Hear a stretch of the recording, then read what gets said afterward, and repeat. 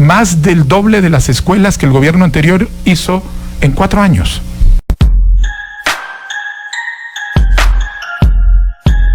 Un año después de tomar posesión, porque en realidad no fue 14, fue 15. Fue 15 de enero. En la madrugada, pero 15. Sí, pero fue 15.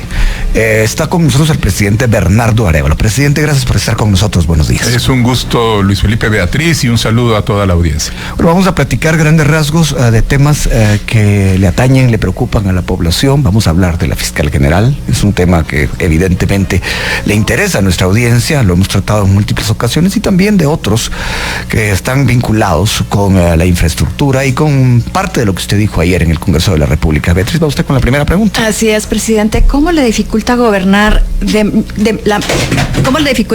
la amenaza permanente del Ministerio Público? Es una buena pregunta, Beatriz. Yo le diría que distrae pero no detiene.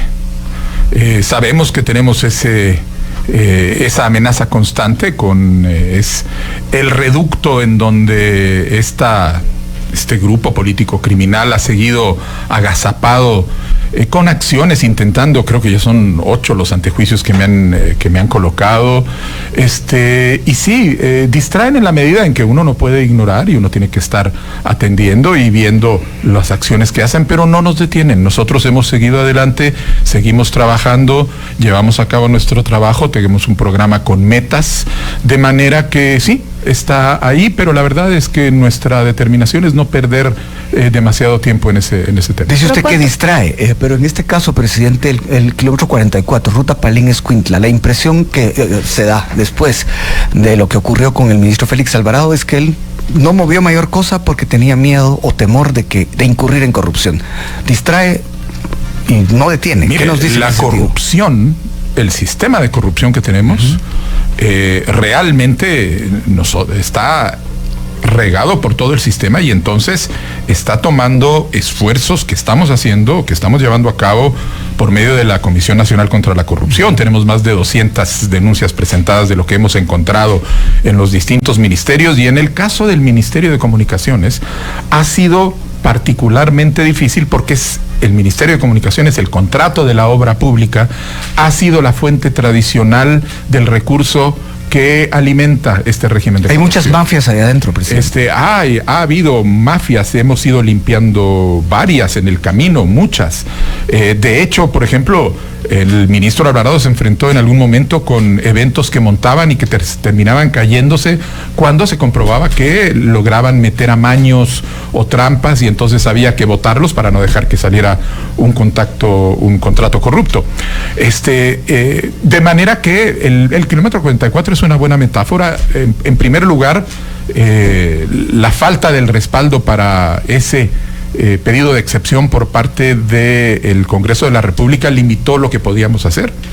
Después se estuvo buscando la fórmula, el mecanismo, se logró encontrar a partir de la aprobación de la ampliación presupuestaria, y ahorita ya estamos en la vía de la resolución. Yo creo que en el mes de febrero ya tenemos abierta por lo menos una vía para circulación en el kilómetro 44, y en cuestión de un mes creo que va a estar terminado.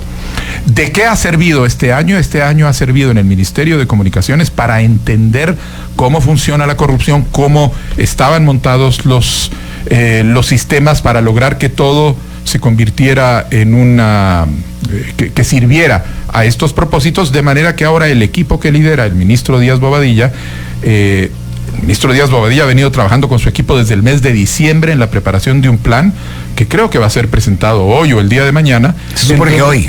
Hoy, exacto, en donde ustedes van a ver el nivel de precisión que ha alcanzado el equipo del Ministerio de Comunicaciones en la identificación de cuáles son las metas expresadas en términos de número de kilómetros de rutas nacionales que hay que atender, número de kilómetros de rutas secundarias, número de puentes que hay que hacer, cómo hacer para empezar a lograr manejar la diferencia entre los proyectos que habían sido abandonados y los proyectos que están saliendo ahora, de manera que aunque hemos tenido esa dificultad y ese retraso en comunicaciones en el 2024, en el 2025 vamos a ir ganando terreno aplicando un plan muy concreto y muy preciso. ¿Y por qué tanto retraso específico en el kilómetro 44? Los plazos se amplían y se amplían. Bueno, se ampliaron en ese momento porque En el kilómetro 44 hay una condición adicional y es el hecho de que es una carretera que había estado concesionada,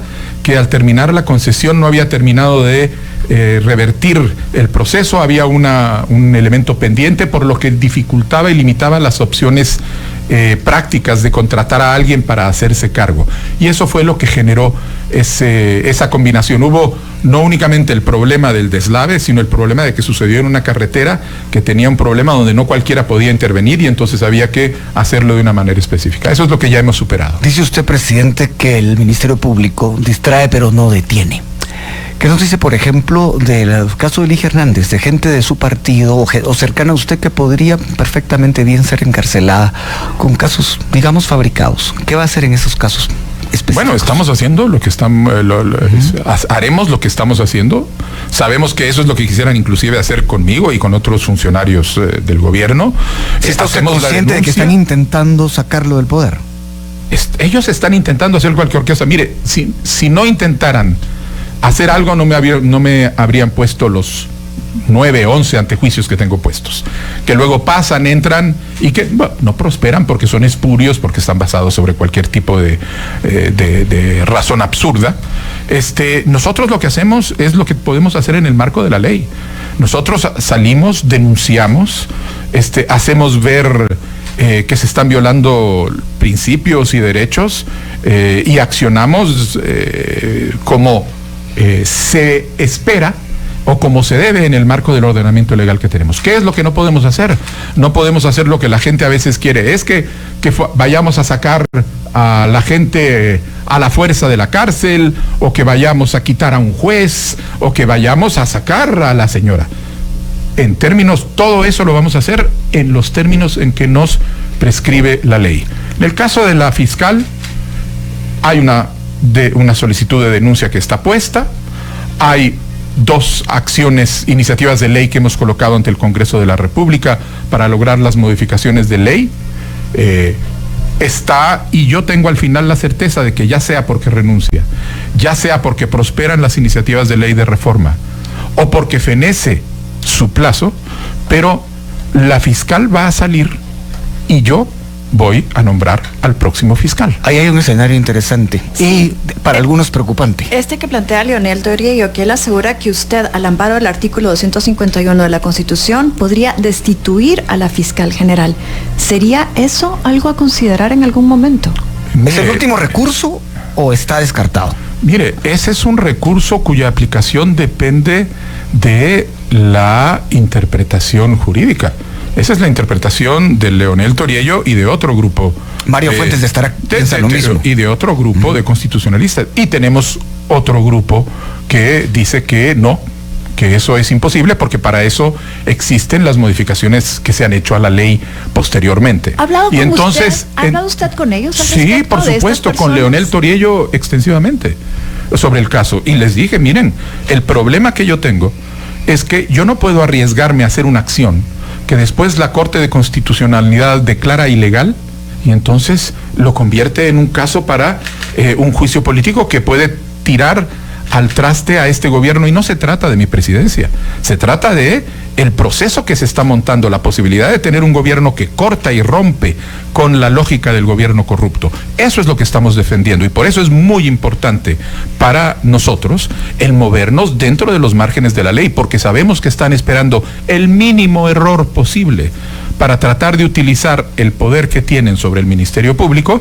para tratar de iniciar acciones destinadas a cortar con nuestro gobierno. Ese lujo no se los vamos a dar. Nosotros estamos trabajando dentro del marco de la ley y haremos todo lo que podemos dentro del marco de la ley, pero no vamos a caer en la provocación de hacer cosas que pueden verse muy bien a primera vista, pero que son una irresponsabilidad en términos de el mandato que se nos ha dado de sostener un cambio de gobierno, sacar al país del carril de la corrupción y lograr que se encamine. Eso depende que este gobierno termine con éxito y que el próximo gobierno, independientemente del partido que sea, sostenga esta dirección.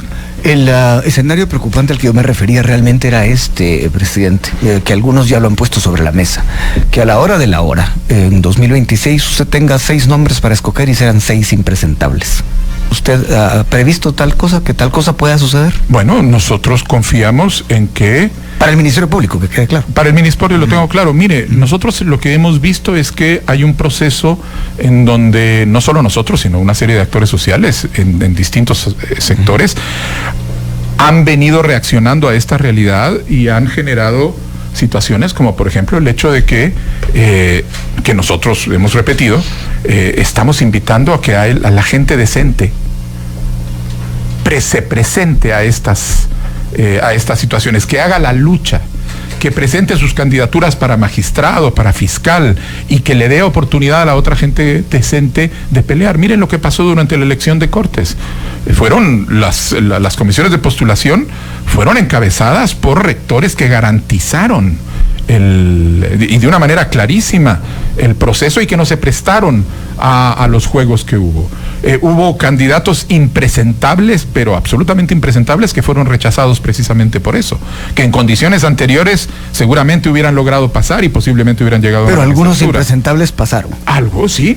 Porque lo que tenemos es una situación imperfecta. Felipe, aquí no hay una situación de corte completo en donde tenemos una realidad un día y al día siguiente cambiaron las cosas, y eso es lo que yo digo. Aquí estamos en un proceso en donde hay fuerzas que creemos en la necesidad en la posibilidad de rescatar al país de esa realidad corrupta y autoritaria en donde estábamos, y estamos haciendo la lucha, y cada vez vamos sumando más gente a este esfuerzo. No es un esfuerzo de la noche a la mañana.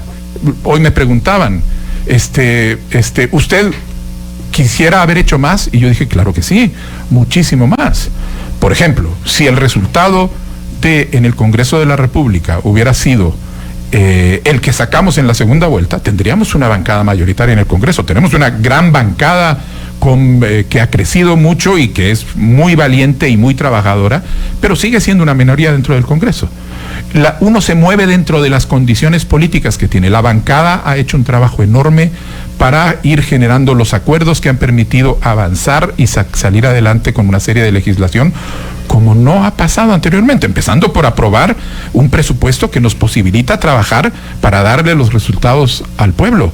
¿Por qué? Porque tenemos un plan de trabajo, porque tenemos una visión y tenemos una idea clara de las transformaciones que tenemos que hacer para empezar a demostrarle a la gente que sí se puede tener gobiernos decentes y competentes. Lo hemos demostrado en educación, lo hemos demostrado en salud. Un momento, decentes sí, pero con eficiencia. Así, competentes y decentes. Básicamente eso es lo que así titula hoy su artículo José Alejandro Arévalo, que estuvo aquí hace algunos días hablando del tema.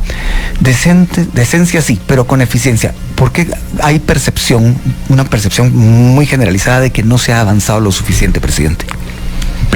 Mire, Luis Felipe, si ustedes empezaron la discusión con el Ministerio de Comunicaciones, y yo ya les expliqué que efectivamente ahí nos encontramos con un enorme problema, que nos ha tomado tiempo entender la situación, limpiar el ministerio para poder estar en capacidad de ahora de echar a andar la maquinaria, que ya pueden ver cómo está. Otra vez se está recuperando la carretera Palín-Escuintla, como la señalización ya empieza a aparecer en todas partes. Es decir, ya estamos haciéndolo. Pero, por ejemplo, fíjense en educación. La ministra de Educación ha hecho el remozamiento en un año, de más del doble de las escuelas que el gobierno anterior hizo en 4 años. Hemos construido en un año casi 3 veces más de puestos de salud que el gobierno anterior. Tenemos 3 hospitales en construcción, tenemos 3 más que están en diseño y que van a empezar a ser construidos. Es decir, ¿dónde mide usted la eficiencia? Por supuesto, nosotros hubiéramos querido que no hubiera pasado el kilómetro 44 para empezar, y poder haber tenido un ministerio con todos los elementos para poder responder de manera inmediata, pero ni el Congreso nos apoyó y el ministerio tuvo problemas. Nos retrasamos, pero estamos respondiendo, y eso es lo que va a ver la gente. ¿Cuál fue el desacuerdo con el ministro Félix Alvarado en ese sentido? ¿Por qué se fue él?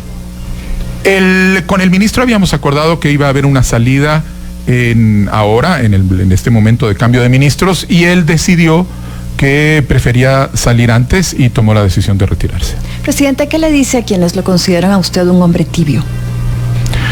Pues, mire, puedo entenderlo de parte de quienes lo que esperan es algún tipo de figura autoritaria y dictatorial, que lo que haga es agarrar a sombrerazos a la gente pasándose por encima de las leyes. No, yo tengo claro que la responsabilidad que yo tengo como presidente y que mi gobierno tiene es uno de garantizar la sostenibilidad del cambio que estamos haciendo. Y eso requiere tener un apego muy preciso a el ordenamiento jurídico y legal. Yo hago y me esfuerzo y hago todo lo que puedo hacer hasta donde me lo permite la ley. ¿Me gustan cosas que están pasando y que el Ministerio Público puede hacer? No, no me gustan. Que exista un juez como Freddy Orellana me parece una vergüenza, pero no puedo hacer nada para eso, porque constitucionalmente no tengo la competencia. Hay gente que quisiera que yo empezara a abrogarme de poderes especiales para empezar a limpiar todo eso, pero ¿dónde quedaría la democracia entonces? Hay gente que se queja de su asesoría legal. Y bueno, eso ha sido todo, espero que les haya gustado el video y si fue así, pues ya saben, dejen su poderoso like o dislike. Suscríbanse y activen la campanita de notificaciones para no perderse de los nuevos videos. También les recuerdo que ustedes tienen la última opinión en la cajita de comentarios. Así que sin más, yo me despido deseándoles éxito en todo. Así que nos vemos en el próximo video.